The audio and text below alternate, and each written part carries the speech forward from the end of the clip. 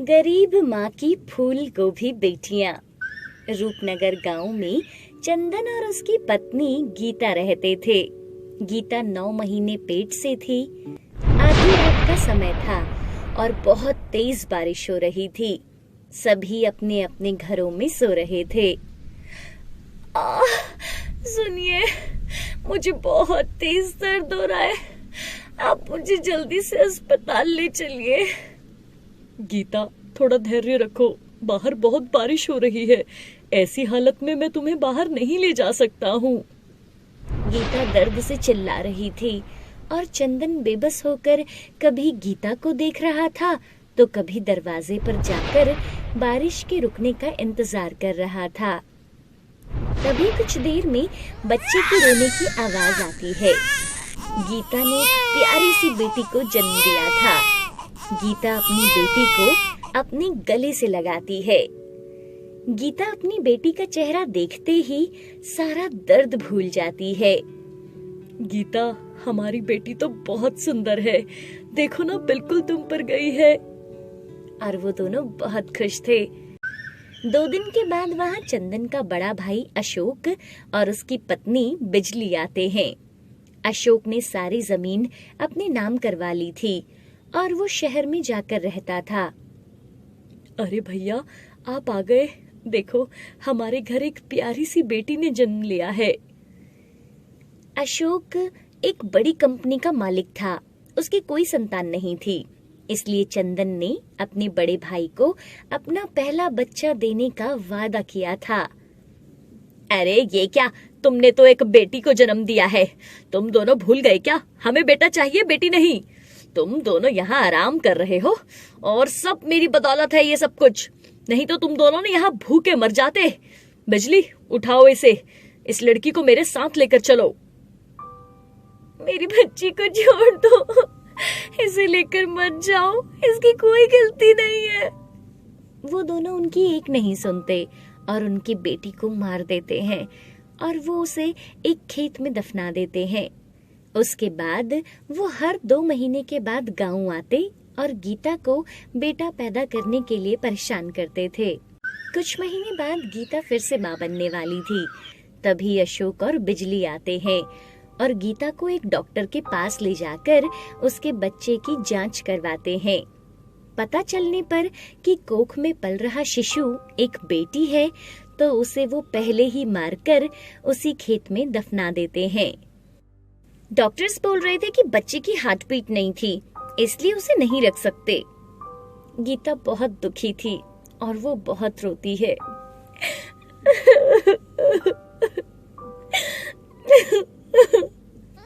ऐसे ही हर बार गीता की बेटी को मारकर जमीन में दफना दिया जाता था।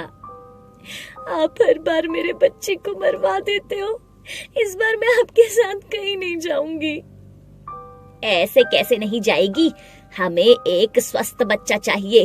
डॉक्टर के पास तो तुम्हें जाना ही पड़ेगा। भैया, मैं आपके सामने हाथ जोड़ता हूँ। हमें हमारे हाल पर छोड़ दो। हमें आपसे अब कुछ नहीं चाहिए। अरे, जो इतने पैसे तुमने पहले लिए हैं और मेरे खेत जो तू अनाज खा रहा है उनका, उसके पैसे कौन देगा? बिजली और अशोक गीता को गाड़ी में डालते हैं और उसको अपने किसी जानने वाले डॉक्टर के पास ले जाते हैं। इस बार फिर से बेटी ही थी, इसलिए वो उसे भी मार देते हैं और उसे भी बाकी 4 बेटियों के साथ दफना देते हैं। मुझे तो लगता है ये हमें बेटा दे ही नहीं सकती। आप इन्हें यहाँ से निकाल दो। कितने समय से मुफ्त की रोटियां खाई जा रहे हैं बस। तुम बिल्कुल सही कह रही हो।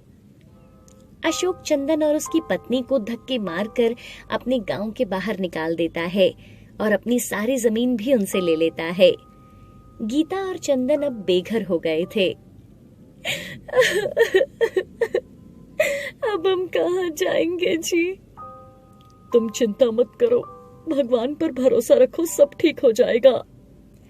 चलते चलते उन्हें अशोक के खेत के पास ही एक पुरानी झोपड़ी मिलती है। आज हम यहीं इस झोपड़ी में रह लेते हैं। कल सुबह देखते हैं कि क्या करना है। चंदन और गीता उस खेत के पास बैठकर रोने लगते हैं। पता नहीं किस जन्म की सजा मिल रही है हमें। भगवान को हमारी फूल जैसी बच्चियों पर जरा भी तरस नहीं आया। तभी नीचे वो पांचों बच्चियां आपस में बात कर रही थी। हमारे चाचा ने हमारे माता पिता को बहुत दुख दिया है और हम सबको भी हमारे माता पिता से दूर किया है। माँ और पिताजी बहुत दुखी हैं, हमें कुछ करना चाहिए। हाँ, हमें कुछ करना चाहिए। पहले तो हमें माता पिता को खाना देना चाहिए, इन्होंने कल से कुछ नहीं खाया। जहाँ ये पांचों बच्चियां दफनाई गई थी, वहाँ पहले इनके पूर्वजों ने मंदिर बनाया था और साथ में ही ये झोपड़ी थी।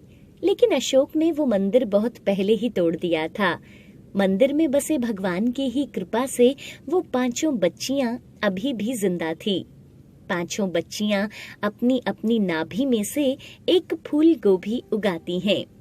अगले दिन जब चंदन और गीता उठते हैं तो वहाँ 5 फूल गोभियों को देखते हैं। अरे देखो, यहाँ 5 फूल गोभी लगी हैं। जी, कल तक तो यहाँ कोई भी सब्जी नहीं थी, फिर ये फूल गोभी कहाँ से आ गई? आज हम यही फूल गोभी खा लेते हैं, वैसे भी हमारे पास अब खाना खाने के लिए कुछ नहीं है। चंदन जैसे ही फूल गोभी तोड़ता है, उसको किसी के करहाने की आवाज आती है।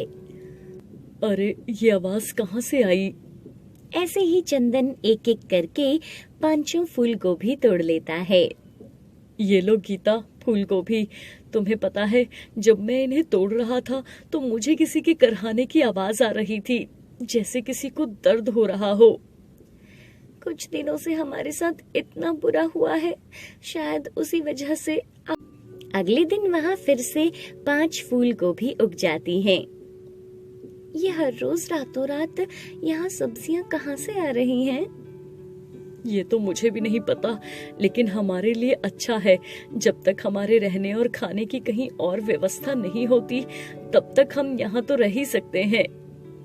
इधर अशोक और बिजली को पता चलता है कि वो दोनों उनके पुराने मंदिर वाले खेत के पास रह रहे हैं, तो वो अगली सुबह वहाँ पहुँच जाते हैं। यहाँ आज 5 अलग अलग तरह की सब्जियाँ उगी थी। अच्छा, तो ये दोनों यहाँ रह रहे हैं और देखो, हमारे ही खेतों की सब्जियाँ खा रहे होंगे। अरे तुम दोनों अभी तक ये गांव छोड़कर नहीं गए और यहाँ हमारे ही खेतों की सब्जियाँ खा रहे हो। भैया, हम जल्दी ही यहाँ से चले जाएंगे। हमारे पास अभी ना तो कोई दूसरी जगह है जाने के लिए और ना ही हमारे पास कुछ पैसे हैं कि हम कहीं और जाकर कुछ खाने का इंतजाम या रहने का इंतजाम कर सकें। हमें कुछ दिन यहीं रहने दो। मन तो करता है तुम दोनों को अभी जान से मारकर यही तुम्हारी 5 बेटियों के साथ दफना दूं। तभी वहाँ अशोक और बिजली खड़े थे और वो जमीन जोर जोर से हिलने लगती है। बस करो, तुम एक पापी हो और इसकी सजा तुम्हें हम देंगे। तुम दोनों ने हम सबको मारकर यहाँ दफना दिया और हमारे माता पिता को हमसे दूर कर दिया। आज हम तुम दोनों को भी यहीं दफनाएंगे। हमें माफ कर दो बेटा। नहीं, मुझे भी नहीं मरना, मुझे माफ कर दो, मैं तुम्हारे पैर पड़ती हूँ बच्चों। तभी अचानक से जमीन खिसकती है और अशोक और बिजली जमीन के अंदर दफन हो जाते हैं। 5 बच्चियों को जीवित देख चंदन और गीता की आंखों में खुशी के आंसू आ जाते हैं और गीता उन सबको अपने गले से लगा लेती है। तुम सब मेरे पास हो, मुझे तो यकीन नहीं हो रहा मेरी बच्चियां मेरे पास है। गीता, मैंने तुम्हें बोला था ना कि भगवान सब ठीक कर देगा। देखो, हमारी 5 बच्चियां आज हमारे सामने हैं। अब चंदन गीता और अपनी 5 बच्चियों के साथ वहाँ रहने लगता है।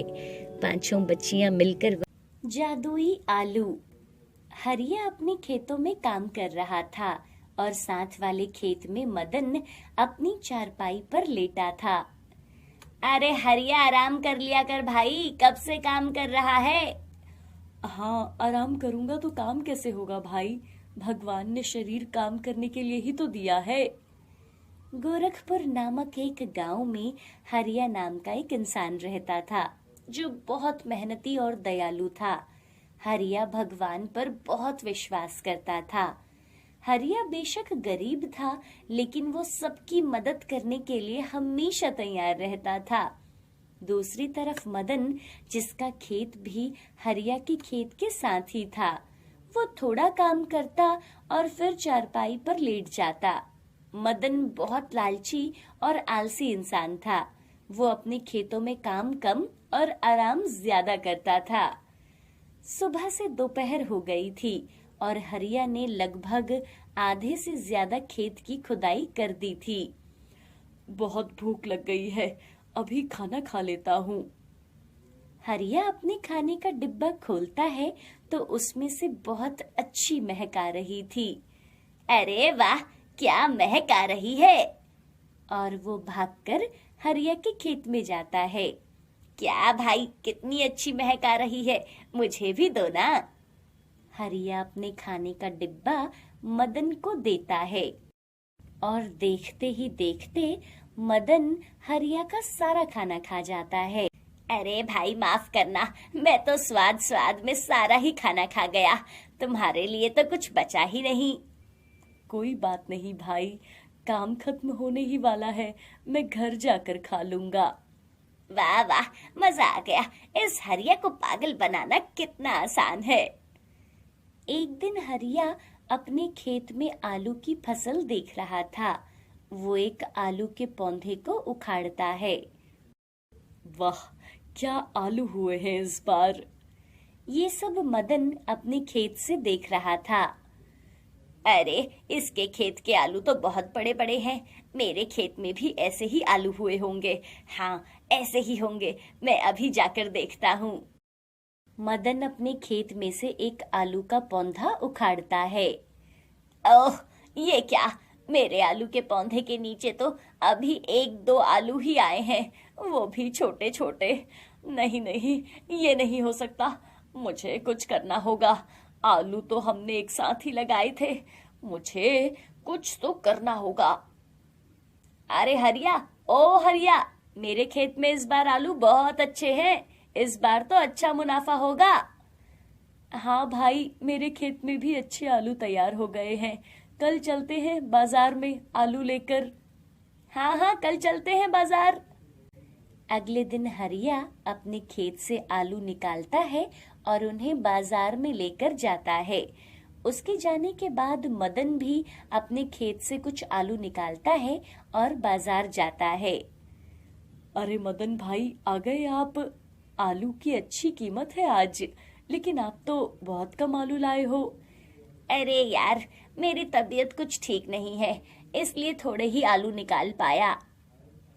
हरिया और मदन आलू बेचते हैं और शाम तक उनके सारे आलू बिक जाते हैं। आज तो अच्छी कमाई हो गई। हाँ दोस्त, आज तो अच्छी कमाई हो गई है। इस हरिया का तो कुछ करना पड़ेगा मुझे, अगर ये ऐसे ही आलू बेचता रहा तो ये बहुत अमीर हो जाएगा। नहीं नहीं, मुझे आज ही इसका कुछ करना होगा। सीमा, इस बार आलू की फसल के बहुत अच्छे दाम हैं और हमारे गांव में मेरे और हरिया के सिवा किसी और ने आलू की फसल नहीं उगाई, और हरिया ने तो खूब मेहनत करके आलू की बहुत अच्छी पैदावार बढ़ा ली है, हमें उसका कुछ करना होगा। मदन और उसकी पत्नी सीमा रात के अंधेरे में हरिया के खेत में जाते हैं।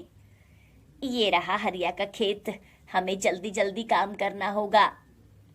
अरे वाह, यहाँ तो बहुत ही अच्छे आलू लगे हैं। देखो, एक ही पौधे के नीचे 8 से 10 आलू हैं, वो भी इतने मोटे मोटे।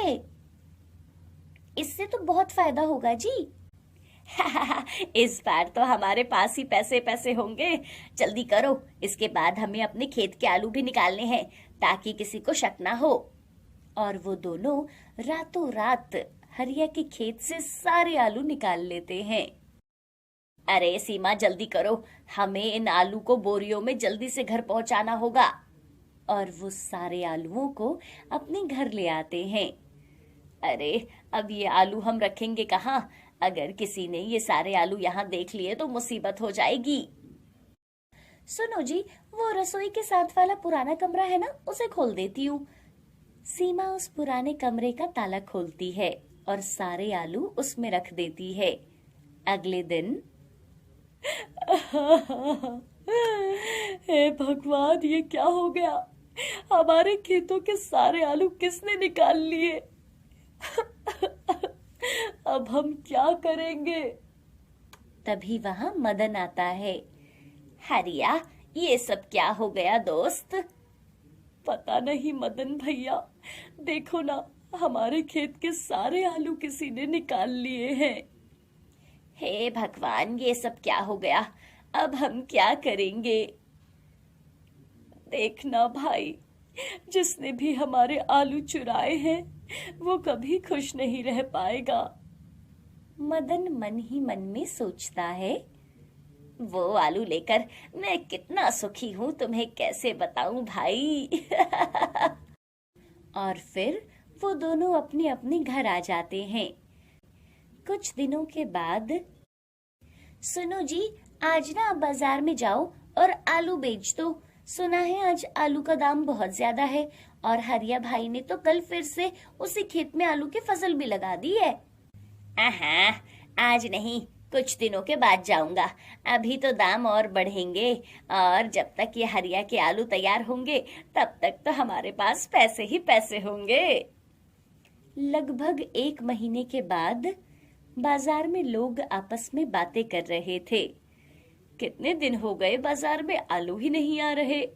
अरे हाँ यार, मेरी पत्नी तो हर रोज बोलती है आज आलू लेकर आना, चाहे कितने भी महंगे क्यों ना मिले, लेकिन देखो यहाँ कहीं भी आलू ही नहीं है। अरे मदन भाई, कहीं से आलू मंगवा दो, कब से बाजार में आलू नहीं आ रहे। अरे भाई, आलू तो कहीं से भी नहीं आ रहे। मैं कुछ आलू तो ला सकता हूँ, लेकिन बहुत महंगे हैं, 100 रुपए किलो के हिसाब से मिलेंगे। अरे कोई बात नहीं, हम 100 रुपए के हिसाब से ही ले लेंगे, बस तुम कल ले आना। मदन खुशी खुशी अपने घर जाता है। क्या बात है जी, आज बड़े खुश दिख रहे हो। अरे बात ही ऐसी है, तुम सुनोगी तो खुशी से नाचना शुरू करोगी। अरे तुम्हें पता है, आज बाजार में 100 रुपए किलो के हिसाब से लोग आलू मांग रहे थे। मैंने तो साफ साफ कह दिया कि कल मैं आलू बाहर से लेकर आऊंगा, लेकिन 100 रुपए से कम 1 रुपया नहीं लूंगा। क्या 100 रुपए किलो के हिसाब से आलू? जी हमारी तो ना लॉटरी निकलने वाली है। अगली सुबह, सीमा, अरे ओ सीमा, जल्दी से पुराने कमरे का ताला खोल दो, आज बाजार आलू देने जाना है। अरे वाह, आज तो मुझे बहुत मजा आएगा। मदन और सीमा जैसे ही उस कमरे का ताला खोलते हैं, बचाओ! सीमा वहां से चिल्लाते हुए भाग जाती है। अरे हे भगवान, ये क्या, इतने सारे चूहे कहाँ से आ गए? चूहों ने सारे आलू खा लिए थे। हे भगवान, ये क्या हो गया? सारे आलू खा लिए इन चूहों ने। अरे अब मैं क्या करूंगा? मदन अपना सर पकड़कर बैठ जाता है। इधर हरिया के खेत में आलू की खेती फिर से तैयार हो गई थी। हरिया अपने खेत के आलू निकालकर बाजार में बेचता है, और वो वहाँ 100 रुपए किलो के हिसाब से अपने सारे आलू बेच देता है। अरे हरिया, तुम्हारे आलू क्या जादुई आलू हैं जो 1 महीने में तैयार हो गए? हाँ भैया, मेरी मेहनत से ये साधारण आलू भी जादुई आलू बन गए, तभी तो देखो ना 1 महीने में ही तैयार हो गए हैं। हरिया की मेहनत से 3 महीने में तैयार होने वाली फसल भी 1 महीने में तैयार हो गई थी, और हरिया को उनका सही दाम भी मिल गया, और मदन की लालच की वजह से उसने अपना ही नुकसान कर लिया।